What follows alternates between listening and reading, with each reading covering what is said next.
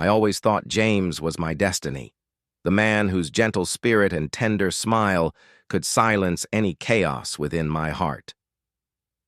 I was 24 when we met, and he was 28, already settled into the successful career that first drew my admiration. Our first conversation happened at a local charity dinner. I was volunteering, handing out small programs at the entrance, when he approached with a polite grin and asked if he could be of any help. He had arrived early, just like I had, and we both smiled at how awkward it was to be so punctual.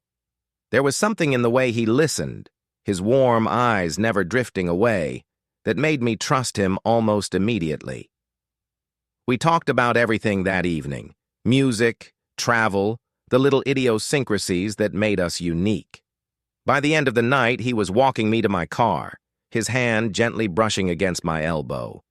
And somehow, I already knew I wanted this man in my life for as long as fate would allow. When he proposed just a year later in a cozy French bistro, I was certain my dreams were coming true.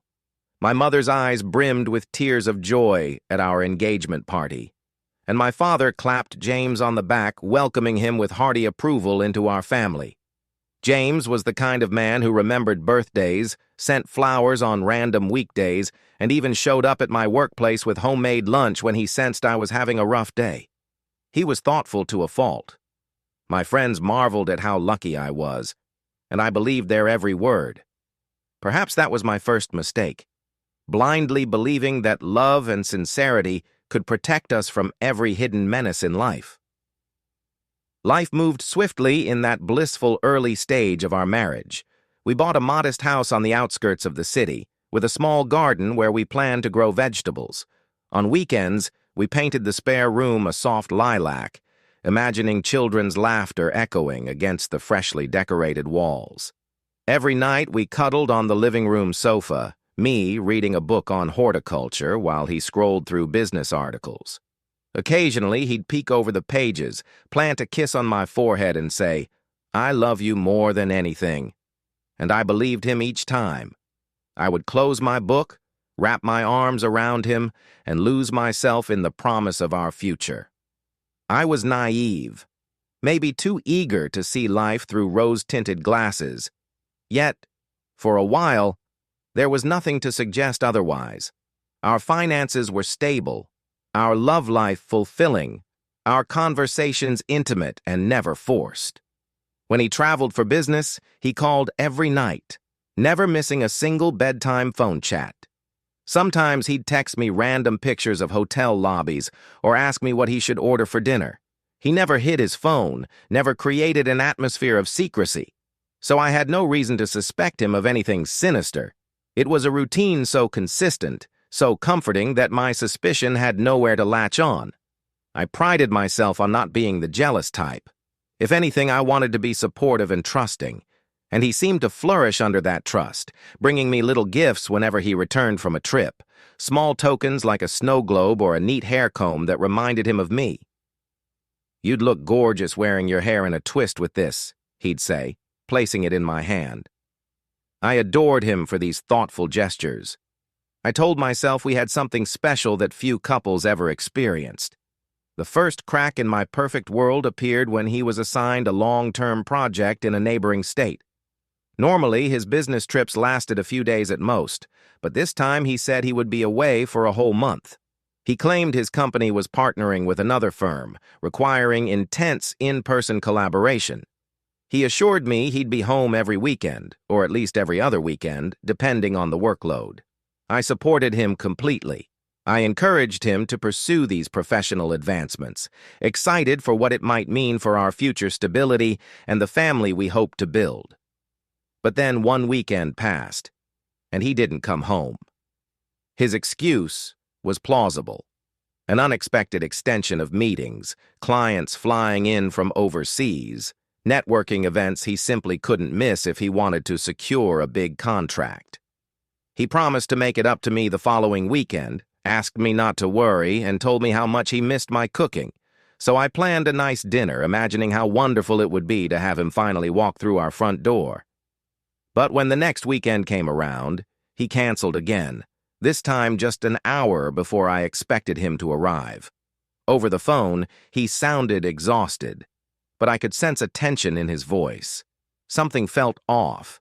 He was less present, his words more rushed, as though he was juggling too many things at once. The third weekend, he promised again that he'd be home, and again he didn't come. He didn't even call. I stayed up until midnight, pacing the living room floor, calling his phone in intervals, but there was no answer. I wrestled with fear, imagining him in a car accident or lost in a hospital. I cried until 2 in the morning, haunted by how quickly a person's world could be upended. Finally, around 3, my phone vibrated. It was a text from James. "I'm so sorry. I got swamped. Work emergency. Heading to bed now. Call you tomorrow." My relief quickly turned to anger. How dare he leave me in suspense for an entire night without a courtesy call? The next day, he was still too busy to talk, or so he claimed.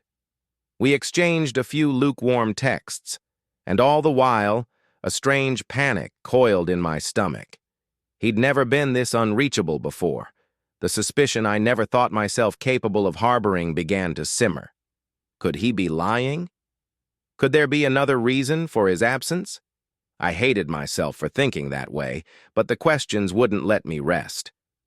By the time the month was up, and he still hadn't come home, I decided to take matters into my own hands. I took a day off work, packed an overnight bag, and drove to the address he had given me for the rented corporate apartment. The entire journey, I tried to soothe my racing mind with excuses. Perhaps he was in the middle of some company crisis. Maybe he wasn't sleeping well. Maybe he was in over his head and didn't want me to worry. Yet a small voice in the back of my mind kept whispering a darker possibility. If he was indeed in trouble, would I be able to help? Or was my worst nightmare about to become a reality? When I finally arrived, I found a nondescript building on a quiet street. It looked more like a residential complex than corporate housing. My pulse thundered in my ears as I climbed the steps to the second-floor unit. I braced myself, uncertain of what I might find behind the door. But before I could even knock, I saw a bright pink tricycle on the landing. A child's laugh rang from inside, followed by a woman's soft admonishment telling the child not to ride indoors. My heart hammered, and my throat felt dry as desert air. This could be any family, I told myself, maybe neighbors who left their kid's toy here. But something compelled me to look deeper. I peered through the narrow window beside the door. That's when I saw him. James was there, cradling a small girl on his lap. The little girl had his eyes, brown, warm, and shaped exactly like his. Across from him sat a woman I'd never seen before, her expression glowing with contentment. She laughed at something, stood, and walked over to him, leaning down to place a kiss on his cheek. He looked at her with the same affectionate gaze he once reserved only for me. My mind spun in confusion, anger, and heartbreak. I pressed my palm against the door, half wishing I could barge in and demand an explanation, half terrified of confirmation. My life, everything I knew about my husband, was being yanked away. I fled before they could see me. My stomach churned violently, and a sense of betrayal burned under my skin. I spent the drive home in a haze, tears streaking my cheeks, countless questions clashing in my head. How long had this been going on? Who was that woman? And how old was that child? Did his family know about me, or was I the well-kept secret? By the time I arrived at our house, it felt empty, like a hollow stage set where I'd been tricked into believing I was the star of a story that wasn't even real. That night, I didn't sleep. I stared at the ceiling, replaying every moment of our marriage in my mind, searching for signs. All I found were illusions, shattered under the weight of this monstrous betrayal. My immediate reaction was sorrow, but soon it morphed into a simmering fury I'd never experienced. He had lied to me, repeatedly, skillfully. He had built a second life right under my nose. and I promised myself then and there that I would unravel his every secret, that he would face the full force of my anger. I clenched my teeth, my tears drying on my cheeks. It was the moment my innocence collapsed, replaced by a steeled resolve to see this through, wherever it led. The next day, I called in sick to work again.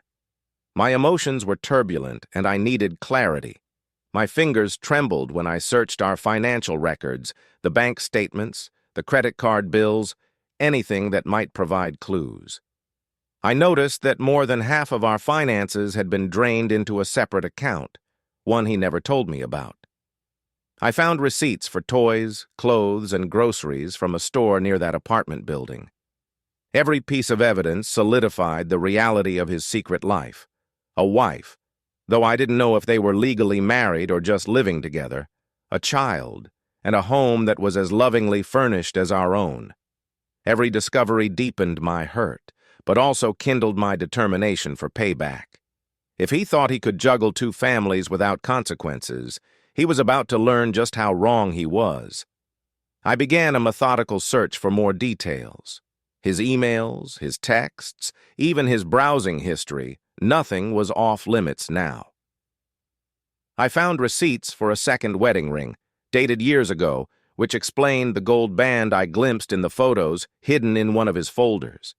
My stomach churned at the thought of him exchanging vows with someone else while we were married. The magnitude of his deceit made me feel claustrophobic in my own home.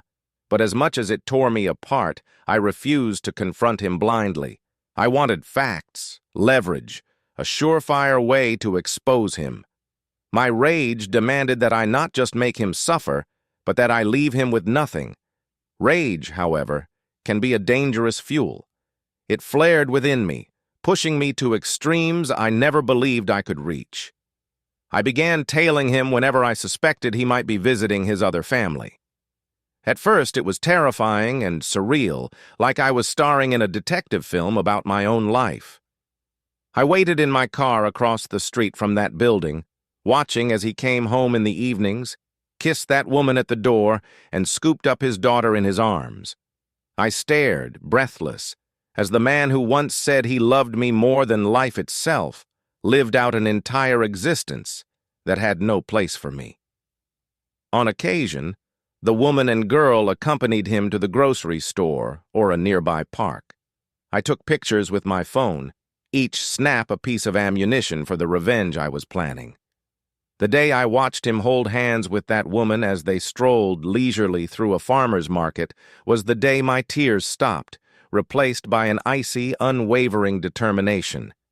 He would not do this to me and walk away unscathed. When I couldn't bear the silent observation any longer, I hired a private investigator to gather additional proof. I wanted everything thoroughly documented, from the day he first started this relationship to the present. The investigator discovered that James had been with this woman, who called herself Leah, for nearly 6 years. That meant he had been lying to me even before our own wedding day. He had told her he was divorced long ago, painting me as a distant memory. And they had a 4-year-old daughter named Ivy. I was stunned by the length of his deception. The more I learned, the deeper my wounds grew, but also the stronger my resolve became. I knew a simple confrontation would never suffice. I needed him to lose everything as he'd made me lose my faith, my pride, my sense of worth. I decided to keep my calm, to wait. In the meantime, I continued my life as best as I could, pretending that nothing was amiss. I went to work, forced a smile at my coworkers, and answered phone calls from James with forced cheer. He would say, "I'm sorry, baby, it's just so hectic." And I'd respond with a strained laugh, "It's okay, I understand."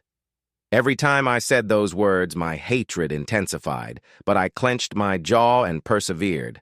My performance needed to be perfect if I wanted him unprepared when I finally struck.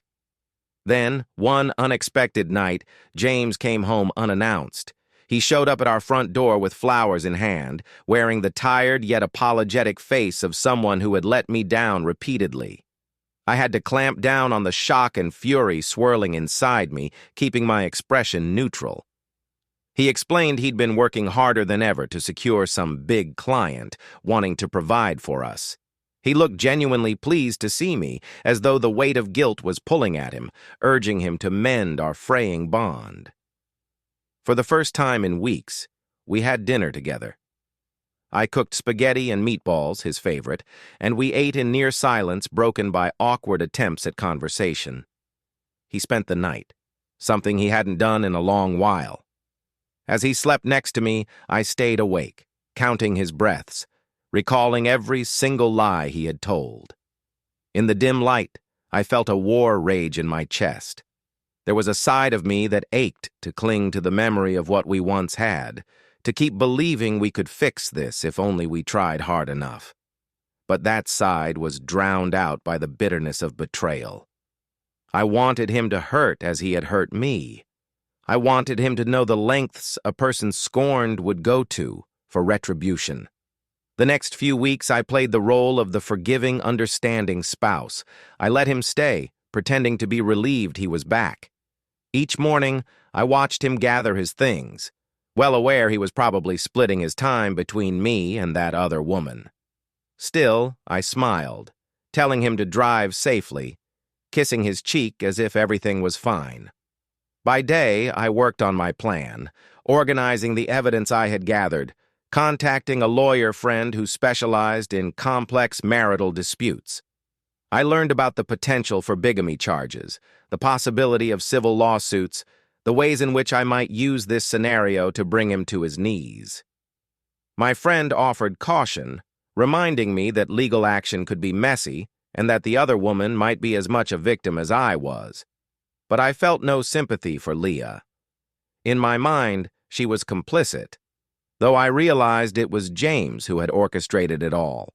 With a heart as cold as ice, I decided that if my husband's web of lies destroyed her life as well, I would not lose any sleep over it. Eventually, I secured a meeting with both my lawyer friend and a local prosecutor who owed him a favor. The details of James's bigamy were jaw-dropping, even for them. They were eager to help, fascinated by the complexity of a man who had managed to live two separate married lives for so long. They recommended that I collect a few final pieces of evidence that undeniably confirmed the second marriage. That meant obtaining a copy of his marriage certificate to Leah, if it existed, or any official documents that indicated he presented himself as her husband. The private investigator was already on that, but I prepared for the moment I would confront James face to face with all my collected proof, determined to watch him squirm. Meanwhile, a new thought began to fester in my mind. Could there be another family? Was two even the total count? Or could James be orchestrating more illusions elsewhere? The possibility chilled me, and I realized how little I actually knew about the man I was married to. I started scanning everything, looking for any sign that he might be leaving me and Leah to see yet another woman. I found nothing conclusive, so I set that paranoia aside. For the time being, two families were enough to confirm he was no ordinary cheat. During my downtime, I visited the apartment building again. I wanted to see his interactions with Leah and Ivy firsthand, just once more, to remind myself why I was doing this. That day, I watched them from my car. James arrived around 6 p.m., greeted by Leah at the door. She wore a bright red sundress, and her long dark hair was pulled back into a casual ponytail. She looked carefree, as if the man who had shattered my world was the best thing to ever happen to her. Ivy rushed into James's arms, her joyous shriek audible even from a distance. My eyes burned, and a sick feeling twisted my stomach, a mixture of envy, fury, and sorrow. In another life, that could have been me with our child, happily welcoming him home. But he had chosen to weave a duplicitous reality, leaving me with no choice but to rip it all apart. I drove home that evening feeling more certain than ever that my revenge would be just. I reviewed my plan in a notebook, step by step. First, I would gather the final proof of bigamy. Second, I'd confront James with it, giving him the choice to confess. Third, I'd present it to Leah, privately, if I could manage. I wanted her to see that he was married to me first, wanted her to realize every lie he had spun. And lastly, I would press the legal route, ensuring James faced criminal charges. I anticipated the carnage. Both families would be destroyed, yes, but only because his betrayal already had the potential for such ruin. I was merely lighting the fuse. It took another 2 weeks for the investigator to procure the evidence I needed, a signed affidavit from a church official who confirmed the second wedding ceremony, photos, and a copy of the license. My heart pounded as I read every detail. James had gone all out, marrying Leah in a small church ceremony surrounded by her close family. He had worn the same shade of suit he wore at our wedding. I recognized that determined smile on his face, the same one he'd given me as we exchanged vows. The hypocrisy was staggering. He had promised me loyalty just as he had promised Leah, reciting the same lines, sealing them with the same ring. My fury built into a storm inside me, but my determination kept me calm. On a Saturday morning, when James claimed he was working, I decided it was time for action. I called him, my voice steady. I asked where he was. He said he was heading to the office. I knew that was a lie. He was at Leah's. The investigator had already told me. I asked him to come home, feigning an emergency. He hesitated, but I was convincing enough that he eventually agreed to arrive in a couple of hours. I spent that time laying out copies of every document on our living room table: photographs, receipts, statements, the second marriage certificate. I wanted his betrayal displayed in stark, undeniable reality. He came home that afternoon, looking annoyed and somewhat flustered. I said nothing, only motioned for him to join me in the living room. As he stepped in and saw the array of papers, his face went pale. He tried to speak, but words failed him. The silence was heavy, punctuated only by my heartbeat hammering in my ears. "Sit," I told him softly, and he sank onto the couch. I gathered the papers methodically, laying them out in front of him, explaining each piece of evidence in detail. My voice was disturbingly calm, as though I was merely presenting a business proposal. When I finished, he buried his head in his hands. "It's not what it looks like," he finally muttered, trying to muster a pathetic defense. But even he knew how feeble that was. I folded my arms, watching him with a disdain I'd never felt for another person. I had loved this man with every fiber of my being. Now I detested the sight of him. I told him everything I had done, hiring a private investigator, collecting proof, and my intention to press charges for bigamy if he didn't come clean to Leah. He begged me not to. He cried, claiming he'd never meant to hurt me, that he was trapped in a situation he couldn't escape. He rambled on about responsibilities to his child, about feeling torn between two lives, spinning a sob story that only fueled my anger. I demanded the truth, every last detail. He confessed to meeting Leah years before me, then drifting apart due to some misunderstanding. By the time he reconnected with her, he was already dating me. He claimed he loved us both and couldn't choose. He fabricated divorce papers to show Leah, forging signatures. He invented an elaborate backstory about us having separated years ago. When Leah got pregnant, he thought it would be easier to sustain the double life than face the fallout. He proposed to her out of guilt, thinking that would make everything right. I listened, stone-faced, my eyes fixed on this man I now saw as a stranger. The depths of his deception went beyond anything I could have fathomed. I told him that in 24 hours I would be paying Leah a visit. Either he would tell her himself, or I would. He collapsed into tears again, but I had none left to shed. That night he slept in the guest room while I locked myself in the master bedroom. I spent the hours until dawn staring at the ceiling, feeling exhaustion seep into my bones. My mind replayed the confrontation, whispering that I was just getting started. I felt no remorse, only the driving need to see this through. The following day, James begged me to reconsider. He offered me anything: money, property, even a quick divorce, if I would just keep quiet. His desperation was a far cry from the confident man who had once swept me off my feet. But it only steeled my resolve. That afternoon I drove to Leah's apartment. James had chosen not to accompany me. He lacked the courage to witness the unraveling of his second marriage in person. She answered the door, wearing a puzzled expression, clearly not expecting a visitor. I introduced myself with only my first name, and she gave me a wary look but allowed me inside once I mentioned it concerned James. Her living space was warm and homely, a direct contrast to the chaos about to descend. Ivy played on the floor with some dolls, flashing me a curious glance. Leah asked if James was okay. I told her he was fine. Then, taking a breath, I began to show her the documents, photos of my wedding to James, the certificate, snapshots of us traveling. Her face contorted in confusion, then horror, then disbelief. She shook her head, insisting it couldn't be real, that James had divorced me long ago. I calmly asked, "Have you seen the divorce papers yourself? Did you verify them?"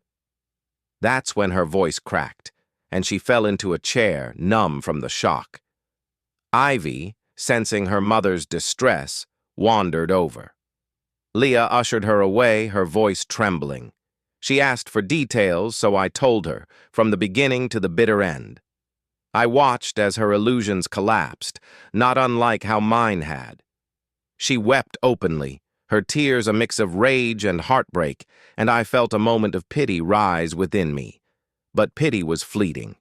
I reminded myself of how she, unwittingly or not, had shared a man who was legally bound to me. Her devastation was inevitable. I left her the documents, all the evidence she'd need to confront him or take legal action herself.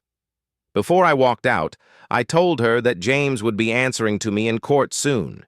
She stared at me, speechless, tears glistening under her eyes. I wished I could say that witnessing her pain felt like victory, but it felt more like a hollow satisfaction. My revenge was about to reach its apex, but at what cost?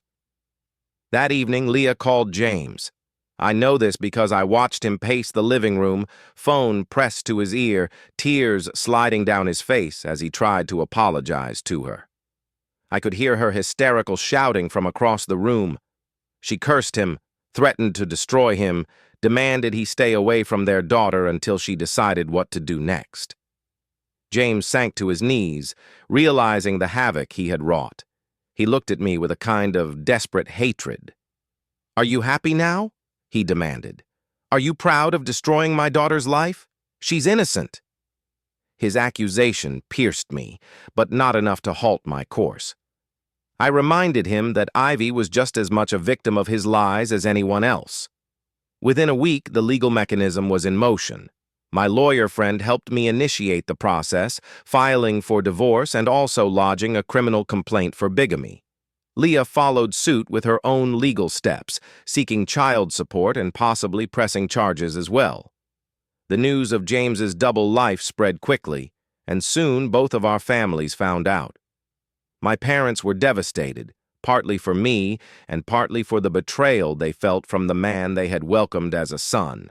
James's parents, who had no inkling of his second family, were mortified and furious, disowning him publicly. Everything James had so painstakingly built collapsed in a matter of days. His employer, upon learning about the scandal, suspended him pending an investigation into potential financial improprieties.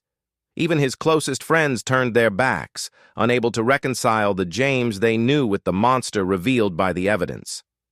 His two families were thoroughly destroyed. I was leaving him, taking half of our assets, and Leah refused to let him see Ivy unless it was mandated by a court. She moved out of the apartment they shared, returning to live with her parents. The building's landlord informed me that James had been forced to break the lease for non-payment.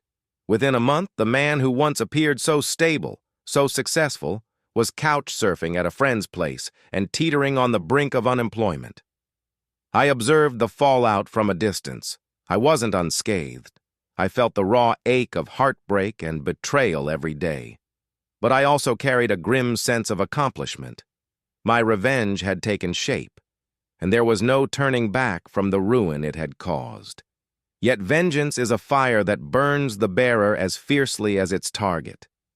In the weeks that followed, I found myself lost in a sea of conflicting emotions. On one hand, I believed I had done the right thing by exposing him, ensuring he faced the consequences of his actions.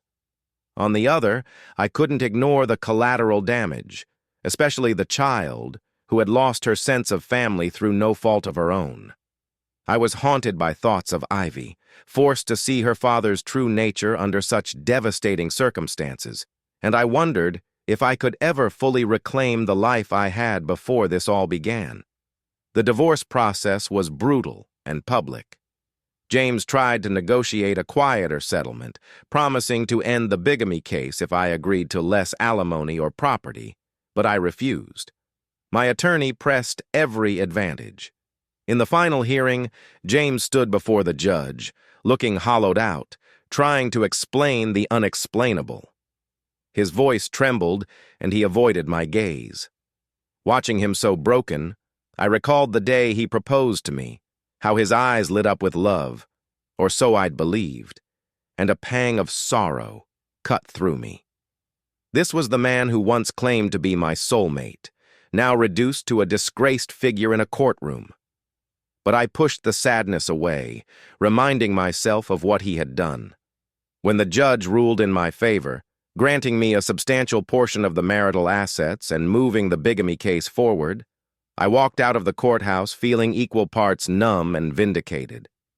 James was left with a criminal record looming, his finances in tatters. Leah, for her part, was silent throughout much of the trial, too devastated to appear in court. She had given a statement to the authorities, but chose not to stand in front of the judge, possibly to spare Ivy from public scandal. The last I heard, she was seeking to move out of state, far from the place that held such bitter memories. In the weeks after, I moved into an apartment of my own, selling the house that once symbolized my naive dreams.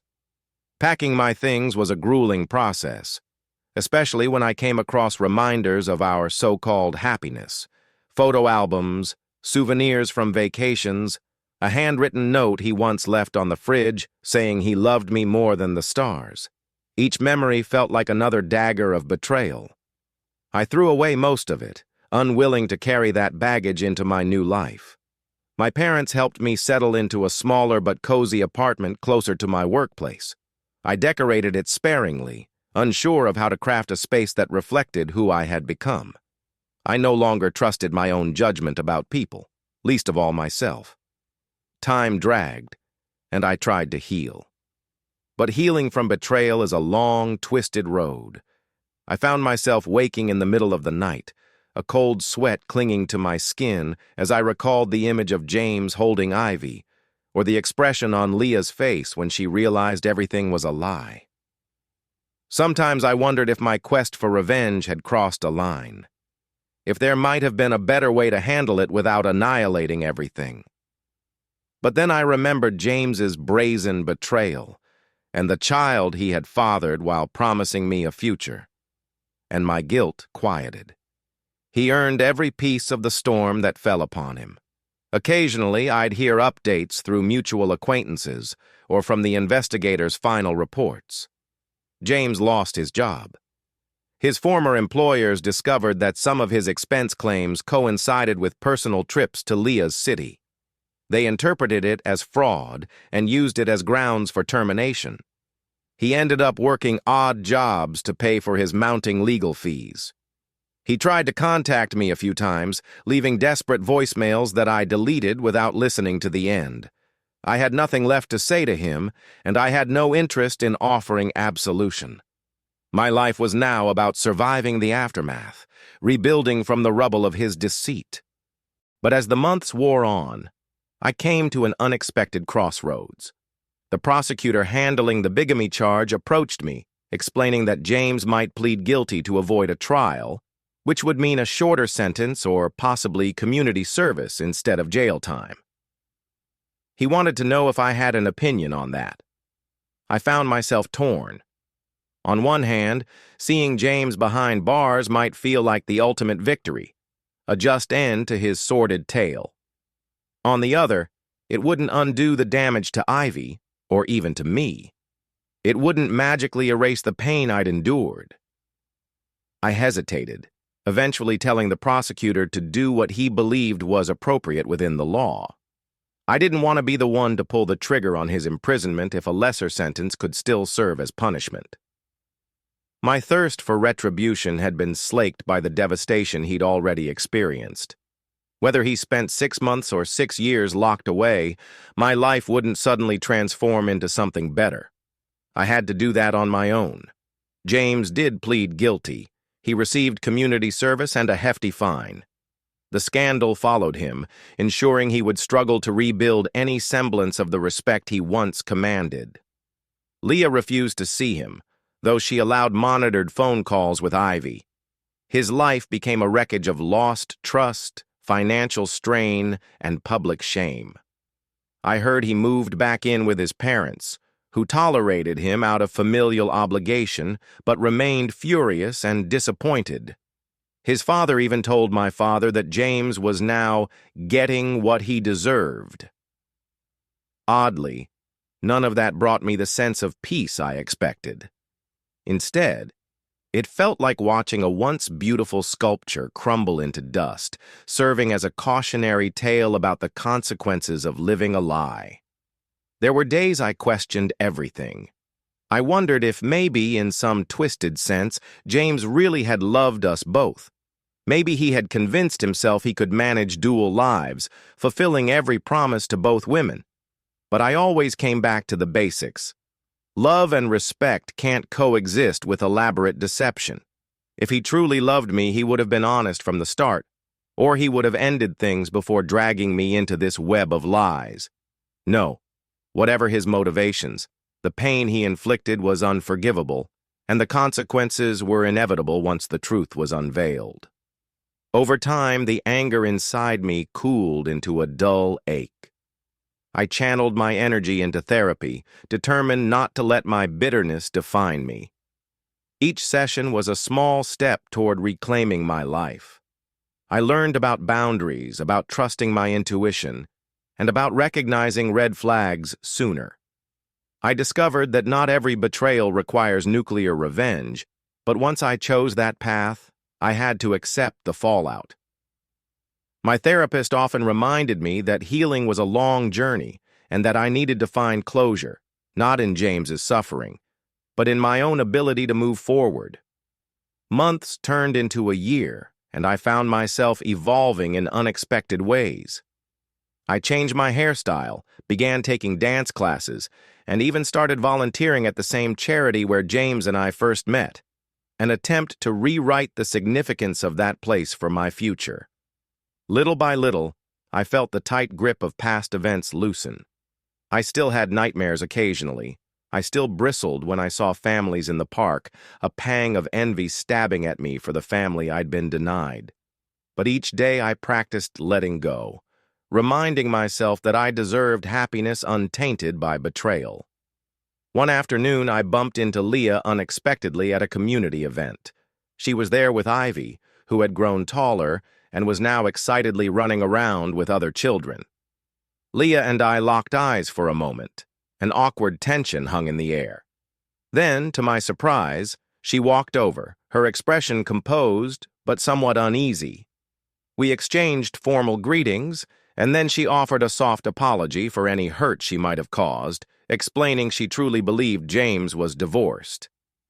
I nodded, swallowing my complicated feelings. I told her I understood.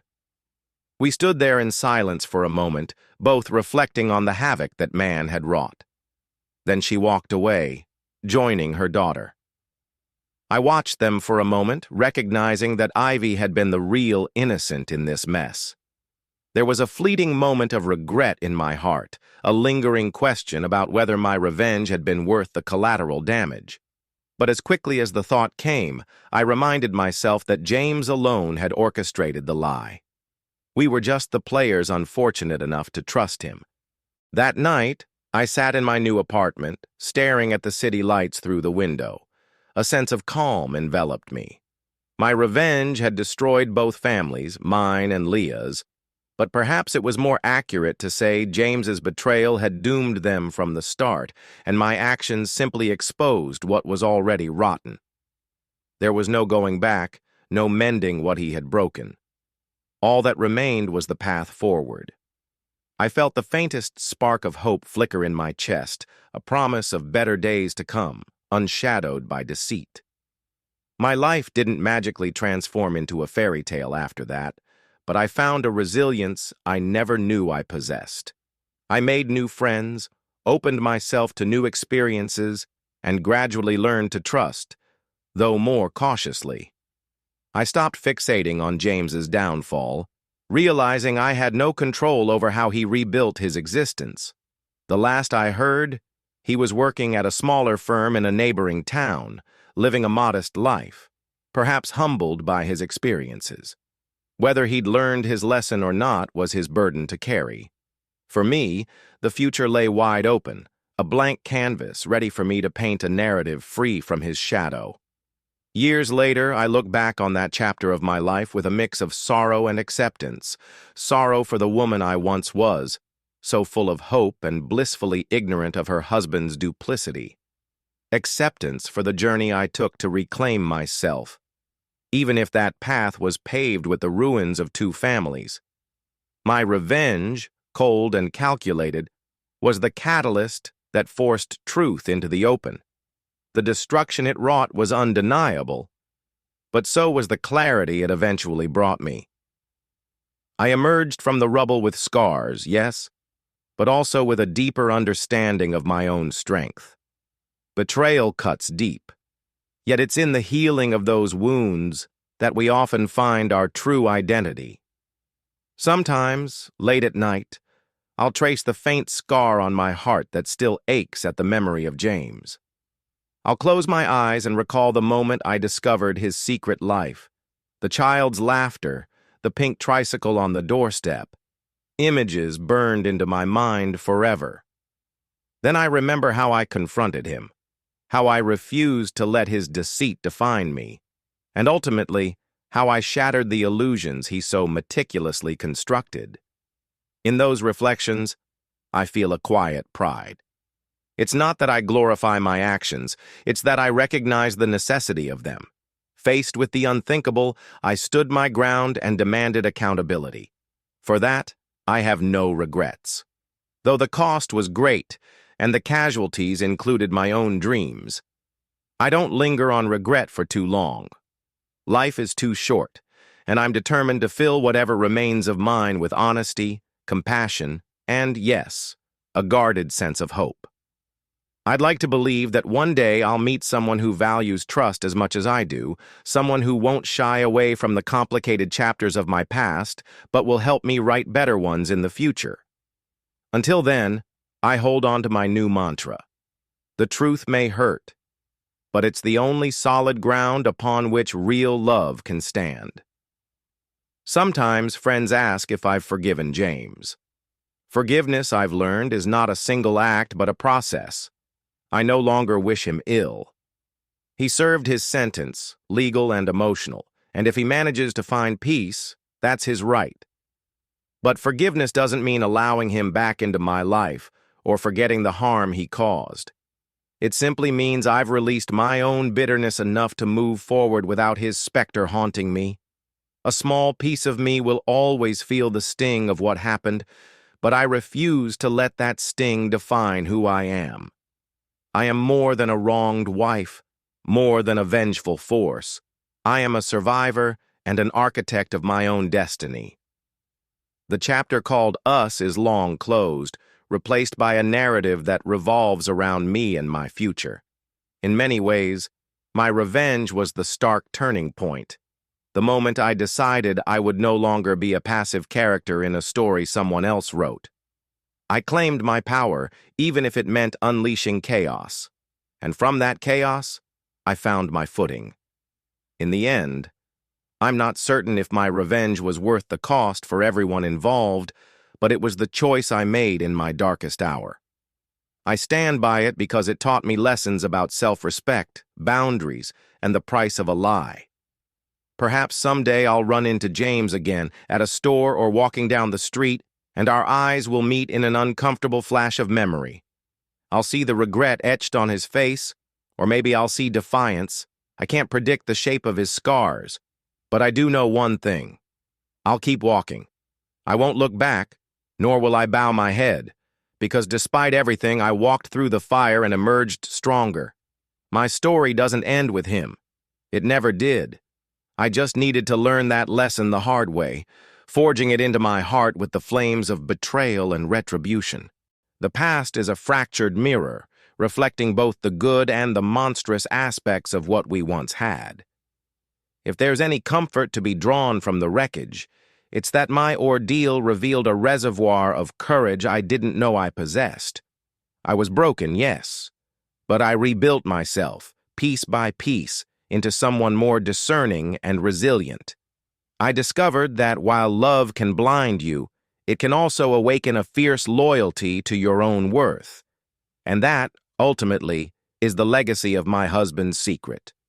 I learned to love myself enough to leave him in the ruin he created, while I stepped forward, unafraid of the unknown that lay beyond the ashes of our shattered families. I won't lie and say I never wonder how life might have turned out if I'd never discovered his secret. If we'd lived a facade of marriage for years, or if I'd chosen a different path upon discovering the truth. But such musings are fleeting.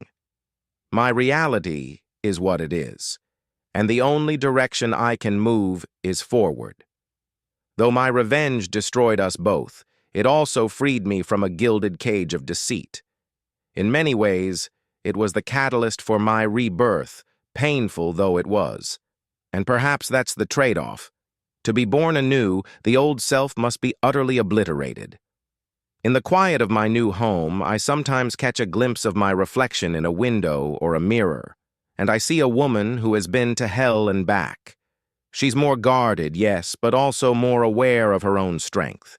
She understands the cost of secrets, and she refuses to settle for anything less than mutual respect and honesty.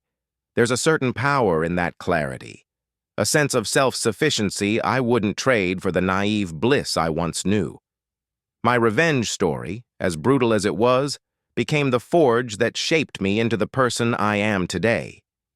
And so I continue on, forging a new life from the remnants of betrayal. I focus on the present moment, my job, my hobbies, the friendships I've nurtured, and the possibility of genuine connections in the future. Each small milestone, like sleeping through the night without nightmares or laughing freely with friends, reminds me that I am healing. The scars will remain, but they no longer dictate my every move. In fact, they serve as a reminder that I am capable of surviving the unimaginable. That knowledge alone is worth more than any fleeting illusions of comfort I once clung to. If there's a lesson in my story, it might be that truth, no matter how painful, is always preferable to a beautiful lie. Because a lie, left to fester, can become a corrosive entity, eroding trust, self-esteem, and entire families. Ultimately, it comes down to choosing the hard reality over the easy fantasy. James chose the fantasy, and all of us paid the price. My revenge was the brutal unveiling of his duplicity, and though the aftermath was devastating for many, I stand by that decision. I am free now, even if that freedom was born in the flames of destruction. I realize, looking back, that for a time, I allowed my anger to be the sole compass guiding my actions. I have since learned to temper that anger with grace and empathy, recognizing that there is more nuance in the world than I once allowed myself to see. But in those crucial moments, when my world had just been shattered, perhaps that unyielding rage was the only thing that kept me from drowning in despair. It was the force that propelled me forward, urging me to fight back instead of collapse under the weight of betrayal. For that, I cannot condemn it outright. Today, I stand on a threshold of infinite possibilities. My marriage is over. My illusions have been pierced, and my revenge has run its course. There is peace in finality, in knowing the worst is behind me and that I survived. The path ahead may be uncertain, but it is mine to navigate, free from the chains of a lie. If I ever find love again, I will walk into it with eyes wide open, vigilant yet hopeful. And if I remain alone, I will still stand tall in the truth of who I am and what I've endured. In that sense, I have won, not because I emerged unscathed, but because I emerged at all. I sometimes catch myself feeling a bit of sympathy for James, not the man who lied and manipulated, but for the man he might have been if he had chosen honesty. Perhaps he never learned how to handle conflict or heartbreak without resorting to deceit. Perhaps he lacked the emotional courage to face the repercussions of his choices. But sympathy doesn't negate responsibility, and it certainly doesn't excuse betrayal. If life taught me anything, it's that we are accountable for the pain we cause others, no matter the justifications we conjure to hide our guilt. And so the story ends not with a dramatic proclamation, but with the soft, steady hum of acceptance. My husband secretly had two families, and in my quest for revenge, I tore both families apart. There is no going back, and no miraculous fix for the damage done. Yet in the destruction, a sliver of light emerged, the chance for me, and perhaps Leah in her own way, to carve out a life built on authentic foundations. My actions, driven by fury, forced open the door to truth. Sometimes, the truth is the only way forward. For those who wonder if I regret any part of it, my answer is complicated. Regret can't change the past, and while I'm not proud of the devastation, I can't deny that, at the time, it felt justified. Betrayal is a poison that can push a person to extremes. If anything, my one regret is that Ivy got caught in the crossfire, but I also recognize that it's on James, first and foremost, for orchestrating such a tangle of lies. My mind often circles back to her innocence, and I can only hope she finds a loving environment as she grows older. Life is rarely fair, but we do our best with the hands we're dealt. As I set down my proverbial pen on this chapter, I do so with the knowledge that closure is not a singular event but an ongoing process. This tale is simply my testament, a record of how I discovered the unthinkable and unleashed a storm that tore apart all our lives. There's nothing left to hide or deny. What happened, happened. The question that remains is how to build a future that transcends the rubble. And I, for one, am determined to do exactly that. Keep living. Keep growing. Keep believing in the possibility of good things. After all, healing is a rebellion against the pain that tried to destroy us. In the quiet, I whisper to myself, I am enough. I am free. I am alive. These words may sound trivial, but they are my victory cry, reminding me of the inner strength I claimed when I refused to be a silent victim in someone else's twisted narrative. My revenge shattered the illusion, but in its wake, I found a clearer vision of who I am. The path forward is uncertain, but that's the nature of life. And I have learned, painfully, irrevocably, that the only thing worth building is a life founded on truth, no matter how difficult or messy it may be.